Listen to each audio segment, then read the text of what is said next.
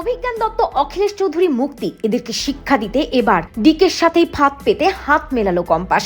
Compass ধারাবাহিকে দেখা যায় কম্পাস ওই পোড়া বাড়ির মধ্যে বোমাটা ফেলাই গুন্ডাগুলো বেশ ভয় পেয়ে যায়, এবং যেহেতু কম্পাস 1 2 3 গুনতে থাকে, গুন্ডাগুলো ওখান থেকে পালিয়ে যায় বোমা ব্লাস্ট হবে এটা ভেবে। আর কিছুক্ষণ পরেই গুন্ডাগুলো ওখান থেকে সরে যাওয়ার সাথে সাথে ওই বোমার থেকে কিছুটা শব্দ হয় এবং কিছুটা ধোঁয়া বের হয়, তবে এতে কারো কোনো ক্ষতি হয় না। কম্পাস বিহানকে বলে, বিহান স্যার বললাম না আমার উপর ভরসা রাখতে, ভালো করে দেখুন ওটা আসলে একটা নকল বোমা, ওটা থেকে একটু শব্দ হবে আর একটু ধোঁয়া হবে, এছাড়া কিছু হবে না। কিন্তু কম্পাস এখন করতে চাইছেটা কি? কম্পাস বিহানকে বলে, ভেতরে চলুন, আমাদেরকে আগে ভেতরে যেতে হবে, বাবা ভেতরে আছে কিনা দেখতে হবে। কম্পাস ভেতরে ঢোকে, গিয়ে দেখে তার বাবার হাত পা বাঁধা, তার বাবা চেয়ারে পড়ে আছে। কম্পাস বাবাকে গিয়ে জড়িয়ে ধরে এবং ঋতুজা, বিহান সবাই মিলে কম্পাসের বাবার হাত পা দড়ি থেকে খুলে দেয়। কম্পাস বিহান এবং ঋতুজাকে বলে তার বাবাকে নিয়ে এখান থেকে চলে যাওয়ার কথা। বিহান কিছুতেই কম্পাসকে ফেলে যেতে চায় না, কিন্তু কম্পাস বিহানকে বলে, বিহান স্যার আমার এখনো কিছু কাজ বাকি আছে, আপনারা যান। ঋতুজা বুঝতে পারে কম্পাসের প্ল্যান আছে, তাই ঋতুজা বিহানকে নিয়ে এবং কম্পাসের বাবাকে নিয়ে ওখান থেকে চলে যায়। অন্যদিকে কম্পাস ওই চেয়ারে বসে আর তারপর ভালো করে কম্পাস নিজের হাত পাটা দড়ি দিয়ে বাঁধে আর ওই চাদরটা মুড়ি দিয়ে থাকে। কিছুক্ষণ পর ওই গুন্ডাগুলো সেখানে আসে এবং এসে দেখে যে কম্পাসের বাবা হুইল চেয়ারে বসে আছে, অর্থাৎ কম্পাসকেই অভিজিৎ ভৌমিক ভেবে নেয় ওই গুন্ডাগুলো, এবং তাড়াতাড়ি করে হুইল চেয়ারটা নিয়ে ওখান থেকে বেরিয়ে পড়ে। তারপর ওই গ্যাংস্টার ডি কে ফোন করে সবটাই জানায় ওই গুন্ডাগুলো।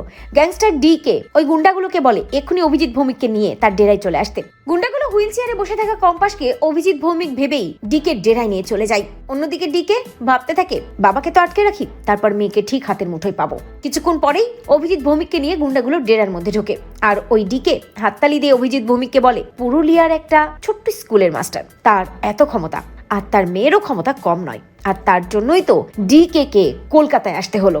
তবে ডিকে এত দূর পর্যন্ত যখন এসেছে তখন এই অভিজিৎ ভৌমিক তোমার মেয়ের খেলা তো ডিকে শেষ করবেই, তোমার মেয়েকে এই ডেরাই আসতেই হবে আর তারপর রিসার্চটা তোমার মেয়েকে কমপ্লিট করতেই হবে। ঠিক তখনই চাদরটা মুখ থেকে সরায় কম্পাস এবং ডিকে কে বলে পুরুলিয়ার স্কুল মাস্টারের মেয়েটা আপনার সামনে হাজির হয়ে গেছে। গ্যাংস্টার ডিকে এবার বলুন কম্পাসকে দিয়ে আপনারা ঠিক কি করাতে চাইছেন? কম্পাসকে দেখে ডিকে তো অবাক। কম্পাসকে দেখে ডিকে বলে এ তো মেঘনা চাইতেই জল, তোমার সাহস আছে বটে, তো ঠিক আছে তুমি যখন নিজে স্বইচ্ছায় ডিকের ডেরায় এসেছো তাহলে তো এবার রিসার্চটা কমপ্লিট করতেই হবে।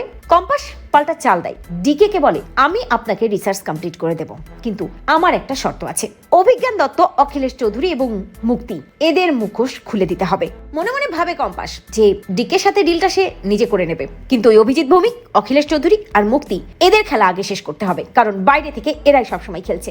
দীর্ঘদিন ধরে এদের জন্যই সে যন্ত্রণায় আছে, তার বাবা এদের জন্যই কখনো বাড়ির বাইরেও বের হতে পারেনি, বহু বছর ধরে এরাই তার বাবাকে বন্দি করে রেখেছে। কম্পাস ডিকে কে বলে খেলা হবে আপনার সাথে আমার, মাঝখানে কোনো চুনোপুটি থাকবে না, আমি অভিজ্ঞান দত্ত, অখিলেশ চৌধুরী এবং মুক্তির শাস্তি চাই। মনে মনে ভাবতে থাকে ডিকে যে আমার তো কম্পাসকে লাগবে, এদেরকে লাগবে না, তাই এদেরকে এতদিন ধরে আমি ব্যবহার করেছি ঠিকই, তবে এবার ছুড়ে ফেলে দেওয়ার সময় চলে এসেছে। কিন্তু এই 3 জনকেই আমাকে কম্পাসের কথা মতোই পুলিশে দিতে হবে, আর সেই ব্যবস্থা আমি নিজেই করব। অন্যদিকে কম্পাস ভাবতে থাকে যে ডিকে তুমি তো আমার ফাঁদে পা দিয়েই দিয়েছো, তুমি যত বড়ই গ্যাংস্টার হও না কেন, কম্পাস এমন চাল চেলেছে যে তুমি আমার কথা মতো কাজ করবে, আমি বাইরেটাও ক্লিয়ার করব আর ভেতরে তোমাকেও হারাবো।